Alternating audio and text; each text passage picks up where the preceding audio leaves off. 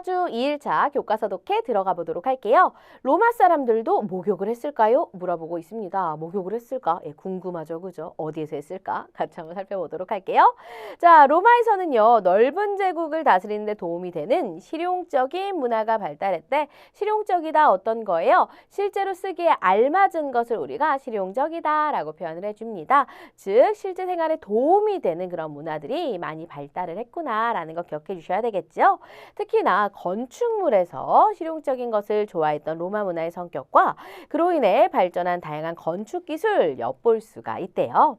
자, 넓은 땅 안에서 중요한 지역들을 연결하면 사람도 물건도 더 쉽게 이동할 수 있을 거야. 그러기 위해서 뭐가 필요해요? 바로 도로와 다리를 건설해야 되더라라는 겁니다. 그래서 로마는요, 그 넓은 땅에 사방팔방으로 도로를 깔았습니다. 그래서 모든 길이 로마와 연결되겠죠. 그래서 모든 길은 로마로 통한다. 이런 표현이 나오기도 했습니다. 로마와 연결되게 했더라. 그러고는 도시에 수도 시설을 갖추었대요. 수도 시설, 물이 공급되는 시설을 말하는 거겠죠. 잘 갖춰서 깨끗한 물을 공급하고요. 더러운 물, 하수는 내보냈더라라는 내용 나와져 있습니다.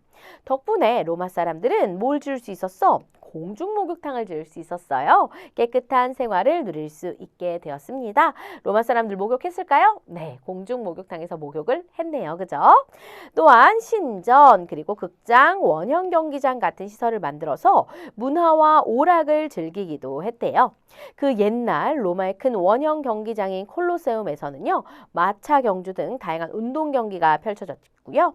콜로세움에 모인 로마 관중들이 환호하는 소리가 들리는 것 같지 않나요? 하고 물어보고 있죠. 많은 사람들이 콜로세움에 모여서 막 환호하고 열심히 경기를 즐겼겠죠. 그죠? 이렇게 로마 사람들이 문화를 즐기기도 했더라. 기억해 주시면 되겠습니다. 자, 첫 번째 문단 바로 로마에 관련된 내용, 로마 문화의 특징. 우리가 간단하게 딱 줄이자면 어떻게 줄일 수 있을까? 건축 같은 아주 실용적인 문화가 발달을 했더라. 넓은 제국을 다스리는 데 도움이 되는 걸 원했기 때문에 그래서 도로를 만들기도 하고요. 여러 가지 건축물을 만들기도 했더라. 기억해 주시면 되겠습니다.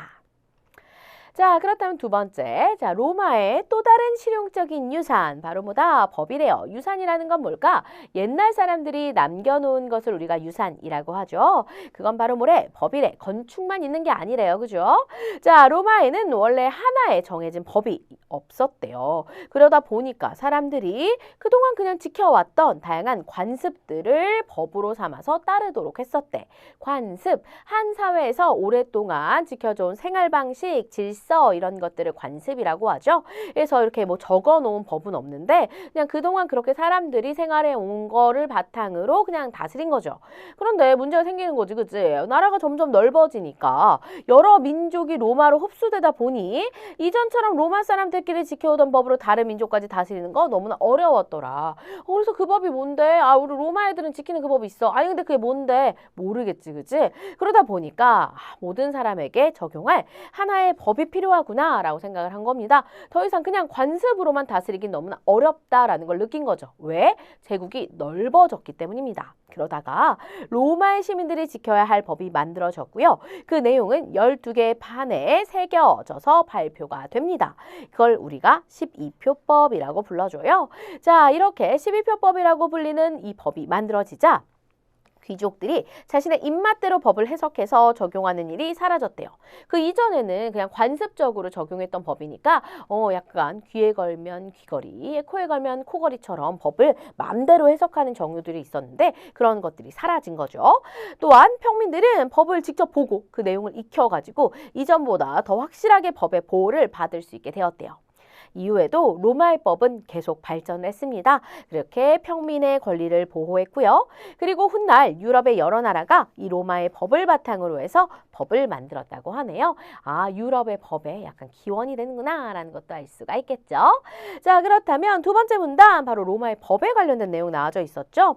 로마는 훗날 유럽 여러 나라의 법의 바탕이 되는 법을 만들었더라라는 거 기억해 주시길 바라겠습니다. 이걸 어디에다가 새겼다고? 12개의 판을 새겼다고. 그래서 우리가 12표법이라고 불러주기도 하더라라는 거 기억해 주셔야 되겠습니다. 자, 그렇다면 우리 오늘 배웠던 내용 한 문장 정리해 볼까요? 로마에서는 실용적인 문화가 발달했죠. 실제로 쓰기에 알맞은 것을 좋아했어요. 왜? 영토가 넓다 보니까 넓은 영토를 좀 더 효율적으로 통치하기 위해서 실용적인 문화가 발달합니다.